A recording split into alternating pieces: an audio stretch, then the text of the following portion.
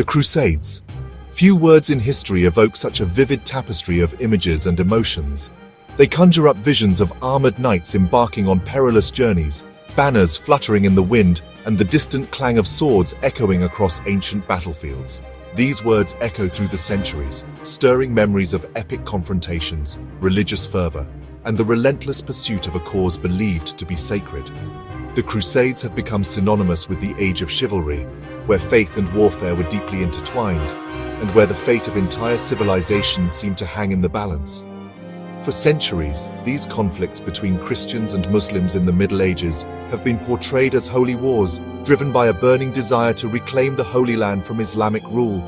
The call to arms, issued by popes and kings, promised not only spiritual salvation, but also the glory of victory and the allure of adventure in distant lands. But were the Crusades truly motivated solely by religious fervor? Or is there more to this story than the legends suggest? Historians have long debated the true nature of these campaigns, questioning whether faith alone could have inspired such massive mobilizations and enduring conflicts. Or did other factors, such as political ambition, the quest for land and power, and the lure of economic gain, play a more significant role than traditional narratives suggest? The promise of wealth, new territories, and influence often enticed nobles and monarchs to join the cause, blurring the lines between piety and pragmatism. The Crusades, a series of religious wars fought between the 11th and 13th centuries, were a complex and multifaceted phenomenon. They were not a single event, but a succession of campaigns, each shaped by its own unique blend of motivations, challenges, and outcomes.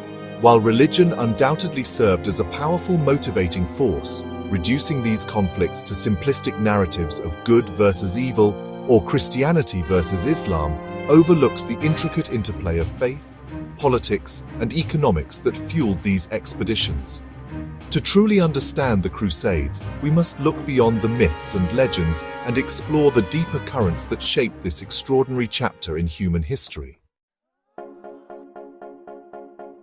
In the year 1095, a momentous event unfolded that would forever alter the course of European and Middle Eastern history. Pope Urban II, the spiritual leader of Western Christendom, issued a call that would reverberate throughout every corner of medieval Europe. His proclamation did not merely summon soldiers, it ignited the First Crusade, a movement that would draw in kings, knights, peasants, and entire communities, united by a singular religious purpose. At the Council of Clermont, Urban delivered an impassioned plea to liberate Jerusalem, the holiest city in Christendom, from the control of the Seljuk Turks. He spoke to a crowd of clergy, nobles, and commoners, painting a vivid picture of Christian suffering in the East.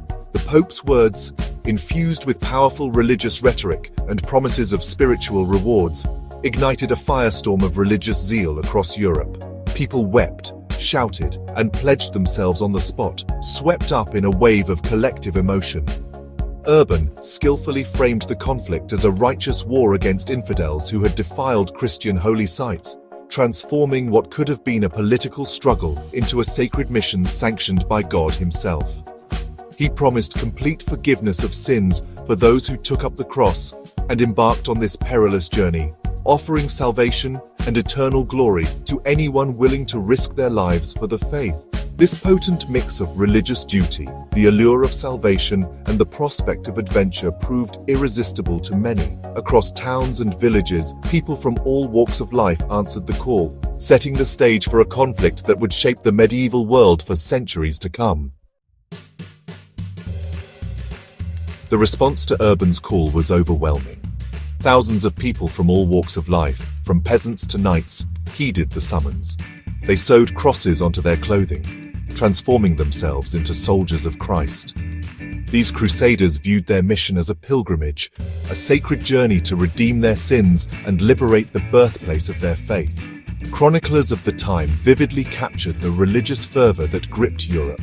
They described scenes of mass confessions, fervent prayers, and emotional farewells as crusaders bid farewell to their families, uncertain if they would ever return.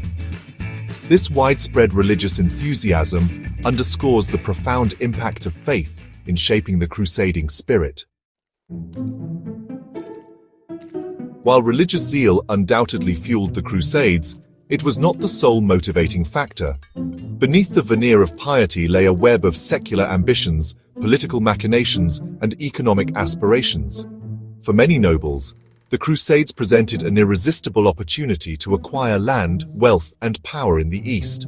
The prospect of carving out their own domains in the Levant, establishing themselves as lords and rulers, proved a powerful lure for ambitious younger sons of noble families, who often had limited prospects in their homelands.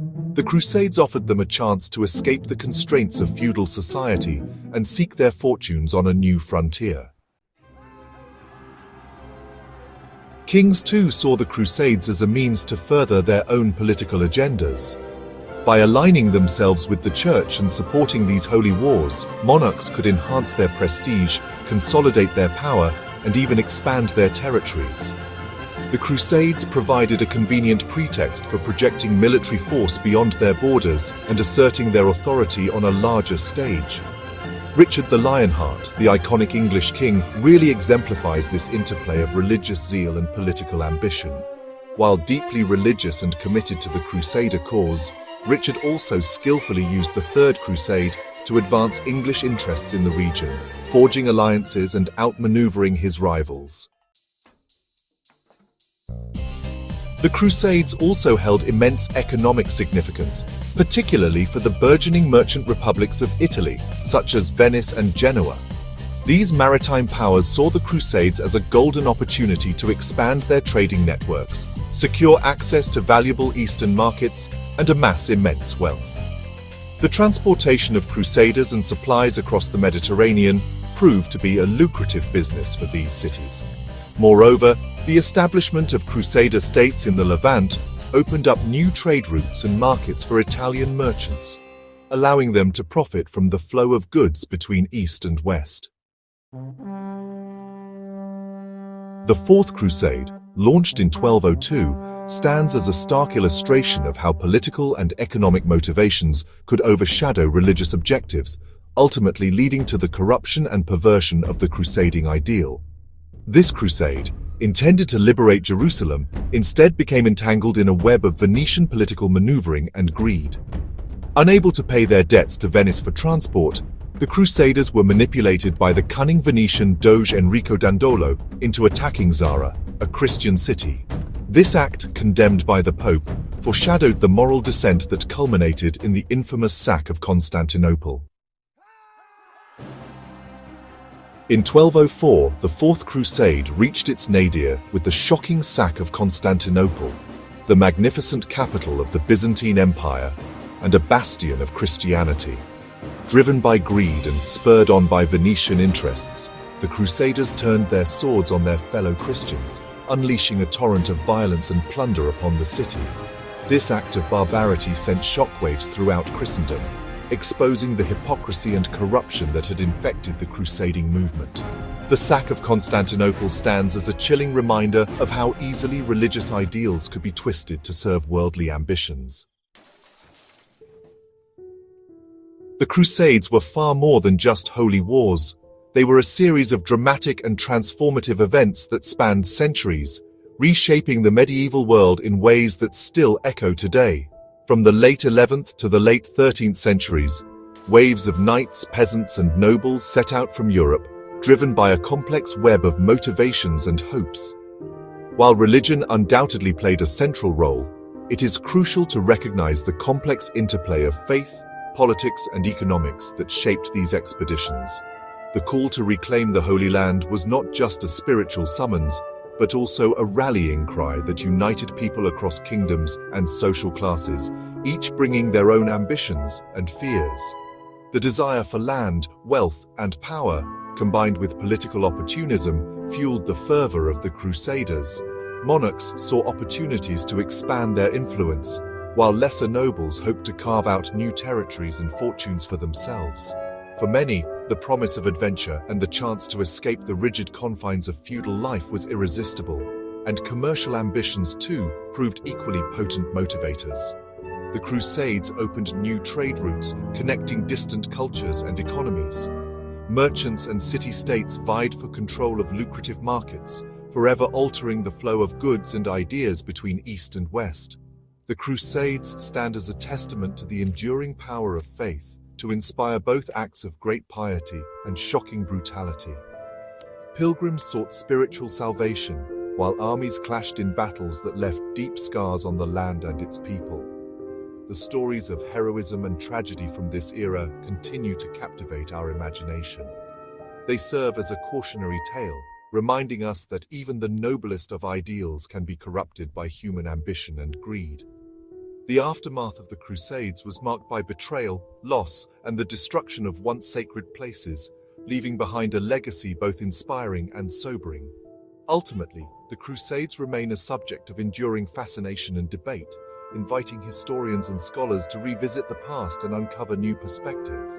The questions they raise about faith, violence, and the nature of power are as relevant today as they were centuries ago. They challenge us to grapple with the complexities of human motivation, to understand how hope and fear, faith and ambition can intertwine to shape the course of history in unexpected ways. The enduring legacy of this tumultuous period continues to shape our world, reminding us that history is never simple and that the lessons of the past are always worth exploring.